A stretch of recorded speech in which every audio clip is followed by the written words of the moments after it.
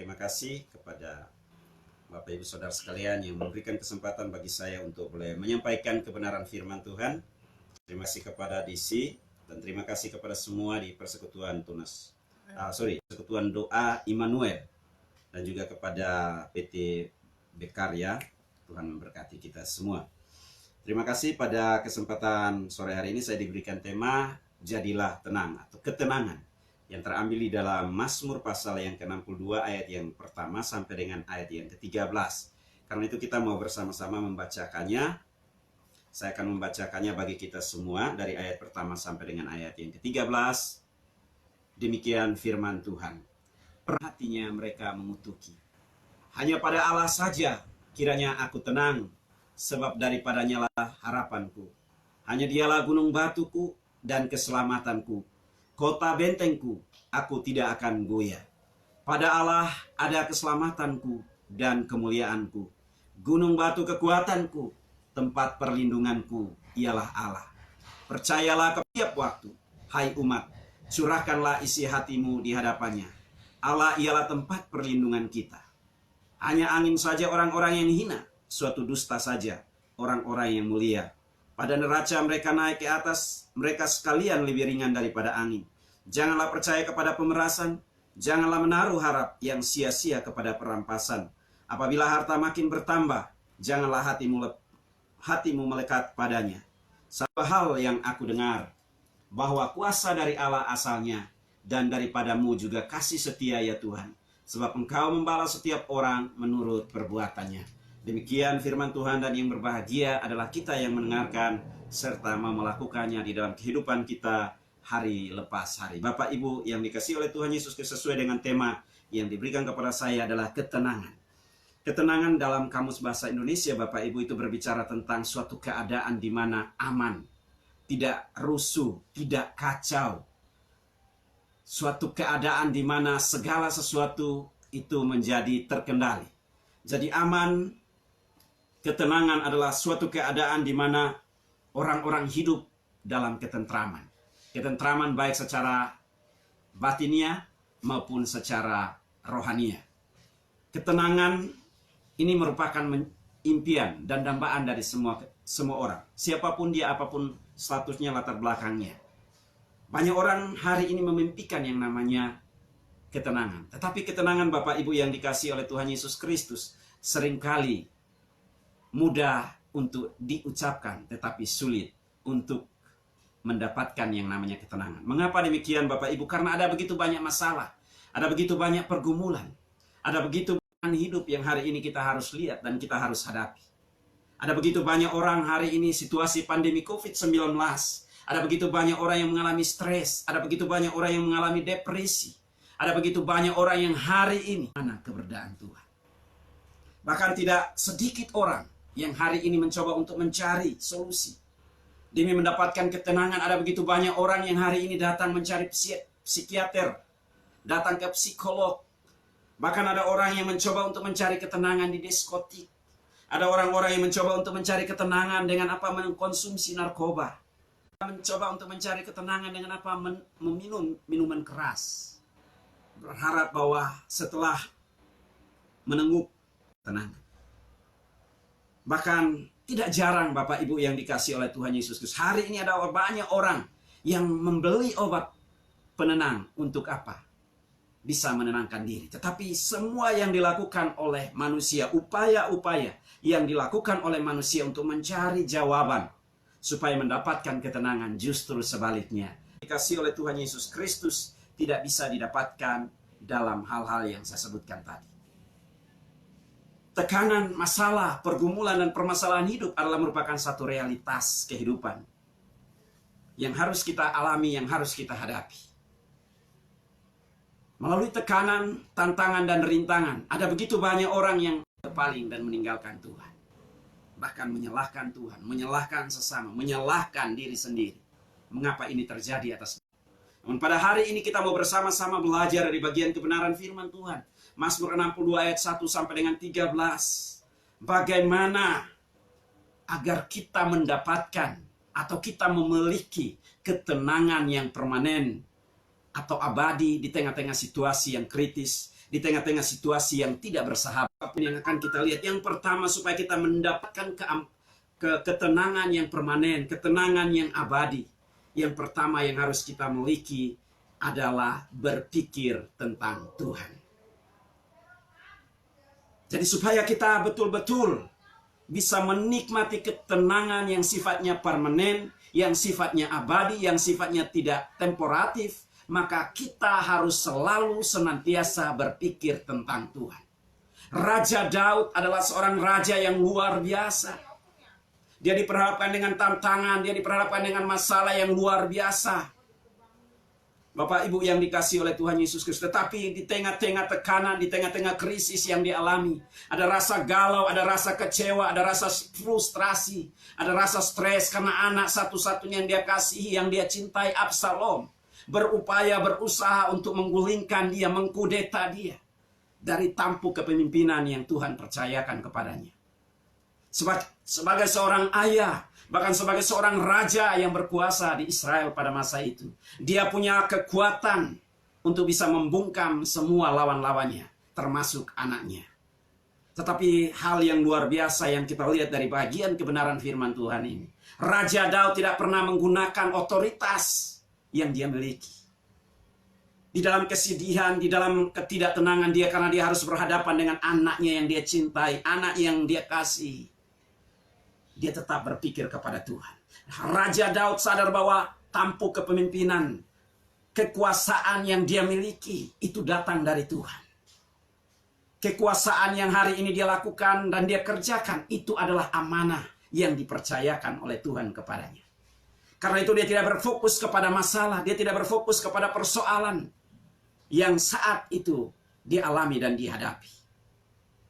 Bapak Ibu yang dikasihi oleh Tuhan Yesus Kristus, seringkalinya di dalam perjalanan kehidupan kita ada banyak tantangan, ada banyak pergumulan. Kita mungkin tidak sama seperti Raja Daud, tetapi di tempat di mana kita bekerja, di tempat di mana kita beraktivitas, di marketplace kita masing-masing, ada tantangan karena situasi dan keadaan sebagaimana yang sudah kita saksikan bersama tadi. Ada begitu banyak orang yang mulai mengalami stres, Bapak Ibu. Mengalami depresi, mengalami yang namanya tekanan demi tekanan. Raja Daud pada kesempatan hari ini mengingatkan kembali kita. Ketika kita berfokus kepada masalah, ketika kita berfokus kepada persoalan, ketika kita berfokus kepada setiap hal yang terjadi di sekeliling kita, kita sedang menghabiskan energi kita dan kita tidak akan pernah mendapatkan jawaban. Raja Daud mengajak kepada kita supaya kita datang kepada Tuhan. Di tengah-tengah keterbatasan kita, ketidakmampuan kita, kekurangan kita, hanya ada satu-satunya tempat yang menjadi jawaban. Hanya ada satu-satunya tempat yang menjadi solusi atas setiap pergumulan, atas setiap permasalahan hidup kita, yaitu Allah. Ayat yang kedua dan ketiga sampai dengan ayat yang kedua dan tiga, ayat yang ke-6 dan 7. Di sana kita melihat dia sadar bahwa hanya Tuhan satu-satunya sumber keselamatan. Keselamatan sejati sesungguhnya hanya datang dari Tuhan. Ada banyak orang hari ini karena di tengah-tengah ketidaktenangan mereka mencoba, yang memiliki banyak harta mencoba untuk menyewa bodyguard dan lain sebagainya. Di tengah-tengah situasi yang genting, krisis dan lain sebagainya, ada begitu banyak orang berupaya dengan kekuatannya, dengan usahanya, dengan upayanya untuk menyelesaikan yang namanya ketenangan. Tetapi Raja Daud mengingatkan kepada kita pada hari ini bahwa ketenangan sejati hanya datang dari Tuhan. Sumber keselamatan tidak hanya secara jasmania tetapi juga secara rohania. Di ayat yang kedua dan tiga, ayat yang ke-6, di sana diulangi kalimat yang sama. Allah adalah tempat keselamatanku. Keselamatan sejati datang dari Tuhan. Ini berbicara tentang pemeliharaan Tuhan secara sempurna. Harta, kekayaan, jabatan, gelar, kita tidak akan mampu memproteksi kita di tengah-tengah situasi. Kekayaan, jabatan, titel kita tidak akan mampu memberikan ketenangan bagi kita. Hobi kita tidak akan mampu memberikan ketenangan. Segala sesuatu yang ada di dalam dunia ini sifatnya sementara. Tetapi ketenangan yang abadi itu hanya datang dari Tuhan.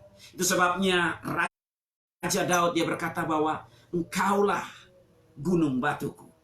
Ini berbicara tentang gunung batu, tentang sesuatu yang kokoh, sesuatu yang sifatnya abadi, sesuatu yang tidak ditentukan, sesuatu yang tidak dapat dikendalikan oleh situasi dan keadaan, yaitu Allah. Dunia boleh berubah, segala sesuatu boleh berubah, tetapi Allah tidak pernah berubah. Bapak Ibu yang dikasihi oleh Tuhan Yesus Kristus, itu sebabnya pentingnya saya dan Bapak Ibu Saudara sekalian, kita harus selalu senantiasa berpikir tentang Tuhan. Berpikir tentang kebaikannya, berpikir tentang pertolongannya, berpikir tentang bagaimana mujizat-mujizatnya. Kalau dia yang sudah menolong kita di tahun-tahun sebelumnya, maka situasi yang hari ini kita alami yaitu pandemi COVID-19. Dia Allah yang tidak dapat dibatasi oleh ruang dan waktu. Dia mampu melakukan perkara-perkara yang besar bagi kita. Itu sebabnya di dalam Roma pasal yang ke-8, di sana firman Tuhan berkata, jika Allah di pihak kita, siapa yang dapat melawan kita? Tidak ada, Bapak Ibu. Tidak akan ada yang bisa melawan kita. Tapi kuncinya Bapak Ibu yang dikasihi oleh Tuhan Yesus Kristus, supaya kita tetap mendapatkan ketenangan, kita harus datang kepada Tuhan. Meminta sumber pertolongan, meminta sumber ketenangan sejati, itu ada di dalam Tuhan. Matius pasal yang ke-11, ayat 28 sampai dengan 29, 30, Bapak Ibu yang dikasihi oleh Tuhan Yesus Kristus. Ajakan Yesus, undangan Yesus. Yesus berkata, marilah kepadaku, wahai engkau yang letih lesu dan berbeban berat. Aku akan memberikan kelegaan kepadamu.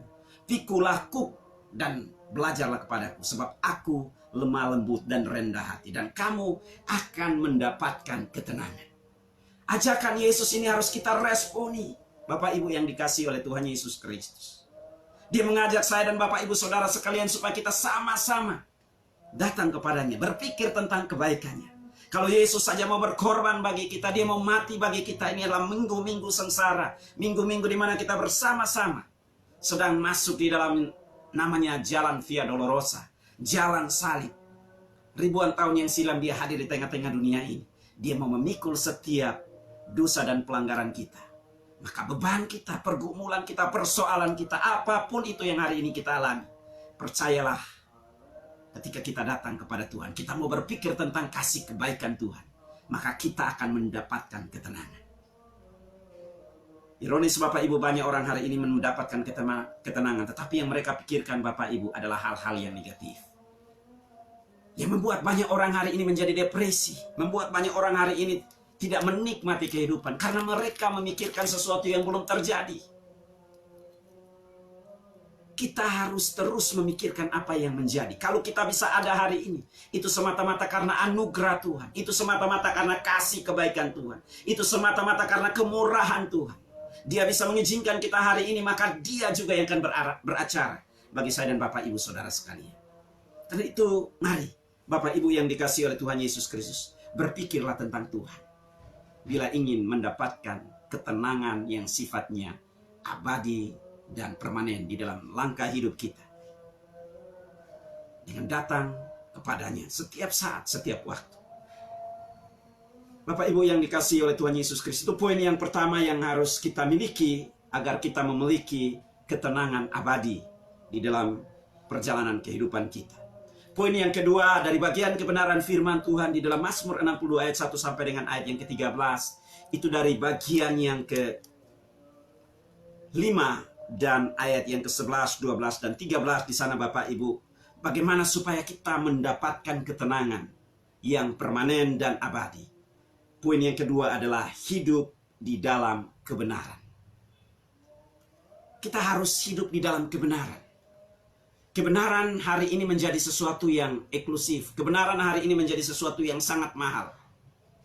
Situasi dan keadaan yang begitu luar biasa hari ini, ada begitu banyak orang mencoba untuk mengkamuflase. Bapak Ibu yang dikasihi oleh Tuhan Yesus Kristus, mengkamuflase kehidupan sehingga hidup bertopeng. Sehingga melakukan begitu banyak penipuan, hidup melakukan begitu banyak dusta. Demi mendapatkan jabatan, demi mendapatkan kedudukan, demi mendapatkan hal-hal yang dia inginkan, uang dan lain sebagainya. Bapak Ibu, hari ini ada begitu banyak orang mengorbankan kebenaran. Jadi Bapak Ibu yang dikasihi oleh Tuhan Yesus Kristus, dari bagian firman Tuhan ini, supaya kita mendapatkan ketenangan yang abadi, maka kita harus hidup apa adanya. Banyak orang hari ini tidak hidup apa adanya. sehingga membuat dirinya menjadi sulit.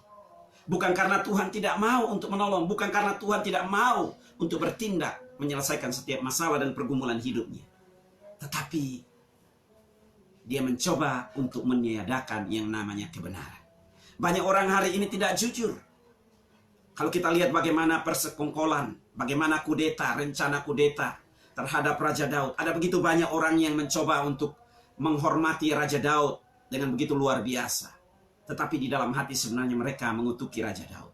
Mereka mengumpat Raja Daud. Mereka berdusta. Dengan mulut bibir mereka, mereka berkata bahwa mereka sangat menyanjung kepemimpinan Raja Daud. Tetapi di belakang, lain di mulut, lain di hati. Bapak Ibu yang dikasihi oleh Tuhan Yesus Kristus, kita sebagai orang yang sudah ditebus, kita sebagai orang yang sudah diselamatkan. Mengapa hingga hari ini ada begitu banyak orang Kristen mengalami yang namanya kesulitan untuk mendapatkan yang namanya ketenangan? Karena dia tidak hidup secara jujur. Dia tidak hidup apa adanya. Itu sebabnya seringkali saya berkata, mari kita hidup apa adanya sesuai dengan kebenaran firman Tuhan. Ketenangan Bapak Ibu di sana, di mana-mana, itu kita bisa mendapatkan ketenangan. Di diskotik kita bisa mendapatkan ketenangan. Tetapi sifatnya hanya sementara. Obat penenang Bapak Ibu, ada beberapa orang yang hari ini meminta untuk didoakan Bapak Ibu. Mereka mencoba untuk sudah terikat dengan yang namanya obat penenang.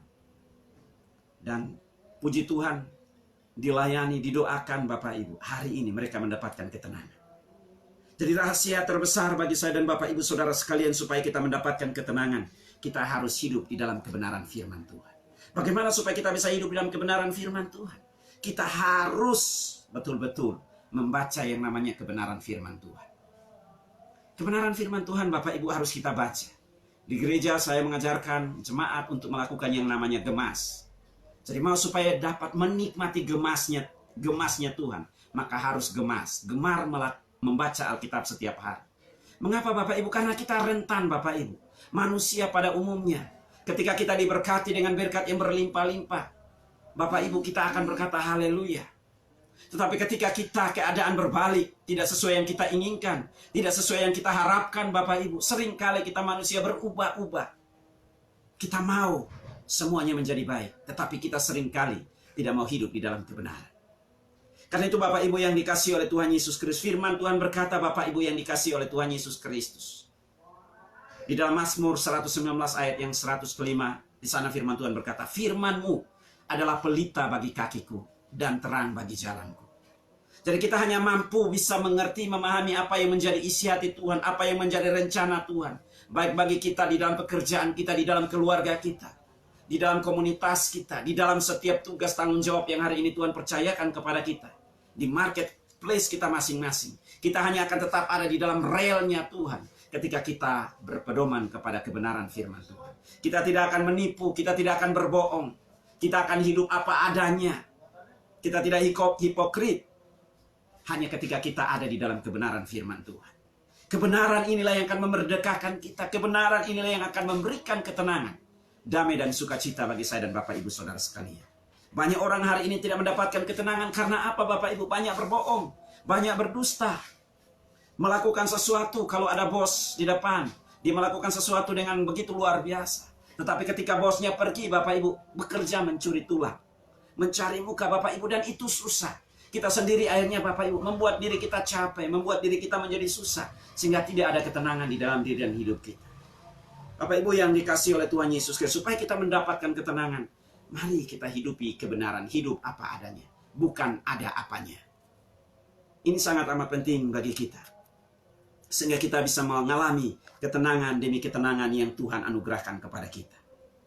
Firman Tuhan Bapak Ibu yang dikasihi oleh Tuhan Yesus Kristus, jabatan yang hari ini Tuhan anugerahkan kepada kita semua, itu adalah merupakan titipan Tuhan. Pekerjaan di mana hari ini kita bekerja, itu adalah merupakan anugerah Tuhan.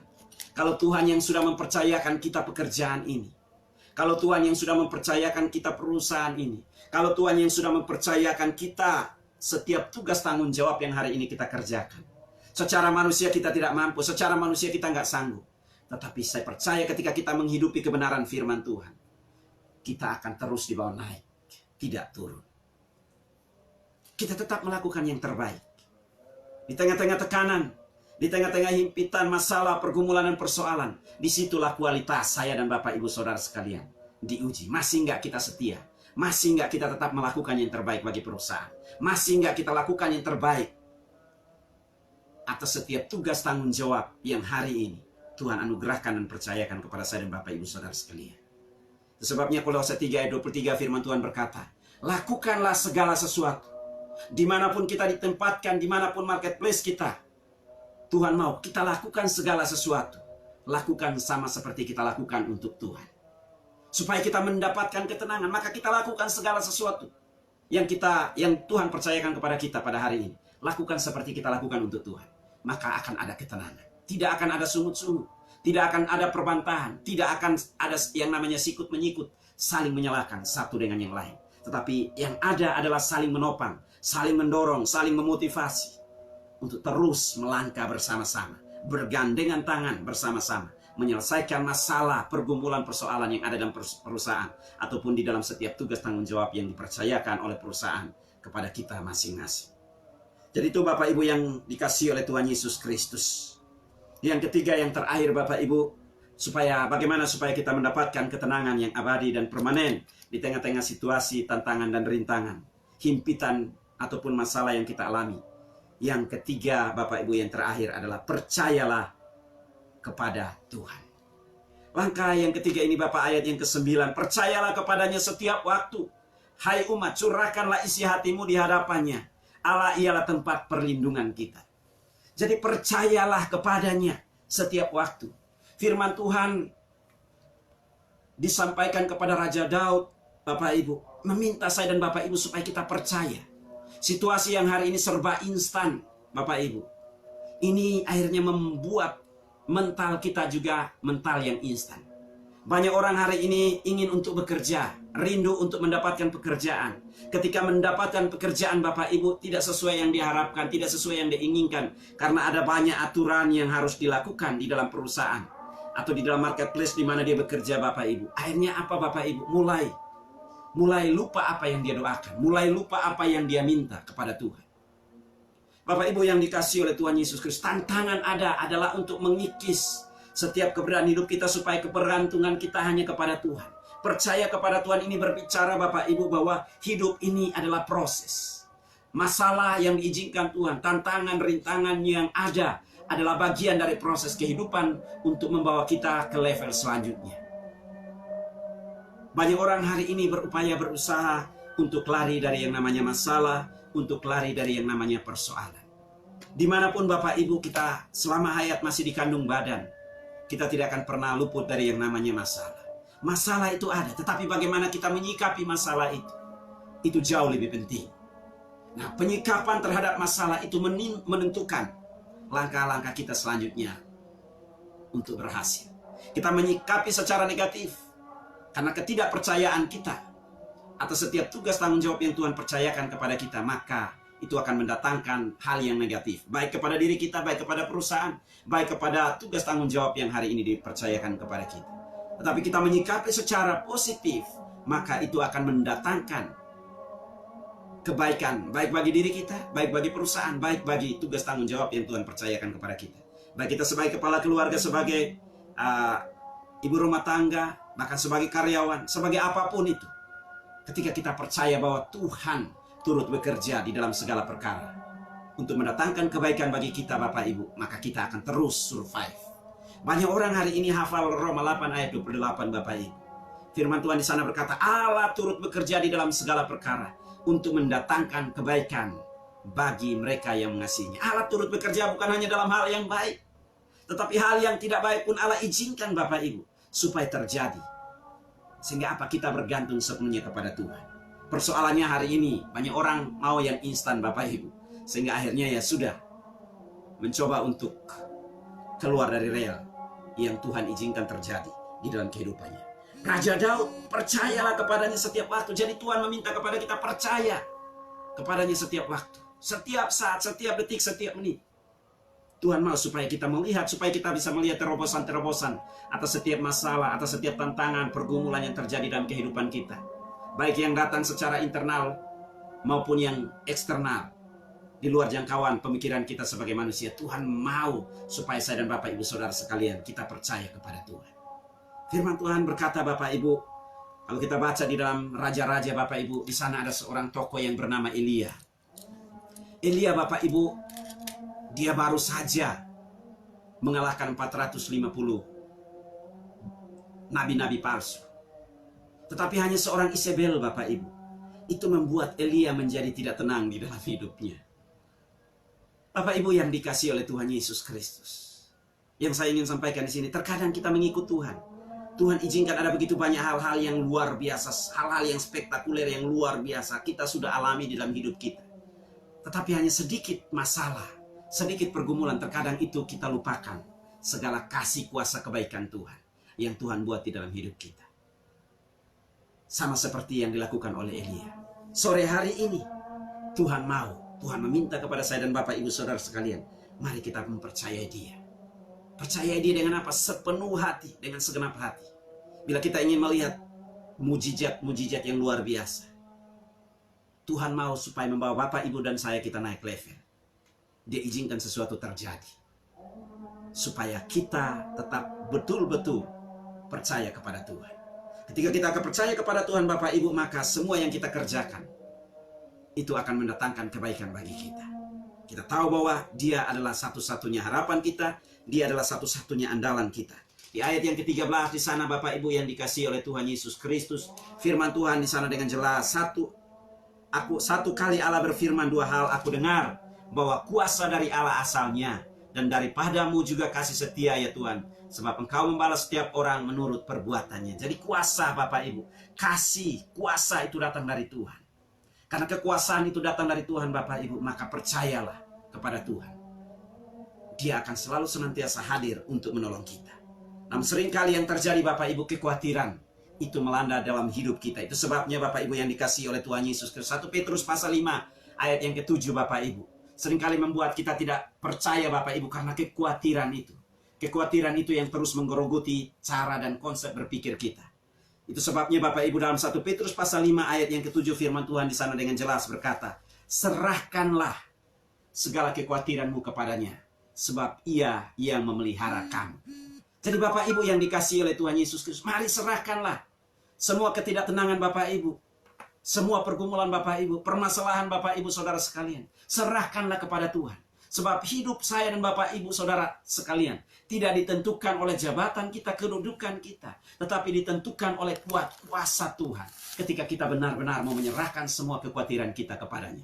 Di dalam Filipi pasal yang keempat, saya ingin bacakan bagi kita juga. Di sana dengan jelas, Bapak Ibu, Filipi pasal yang keempat, ayat yang ke-6.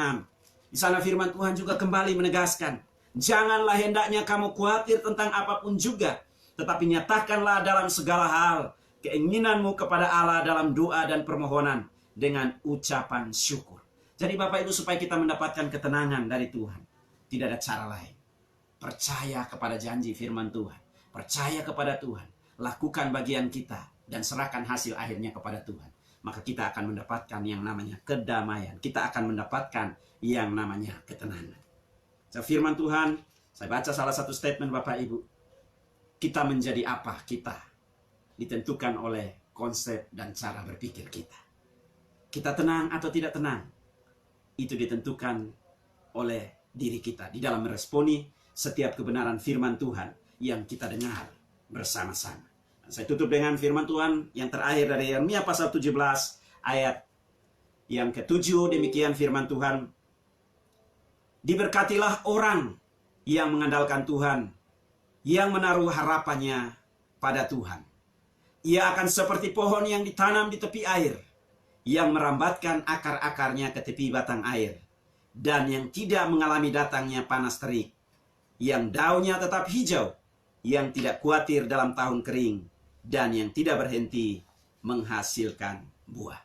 Biarlah kiranya kebenaran firman Tuhan ini menjadi berkat bagi kehidupan kita, dan kita terus eksis, berkreasi, beraksi, dan bersaksi di tengah-tengah situasi, krisis, tantangan, rintangan hidup yang kita alami.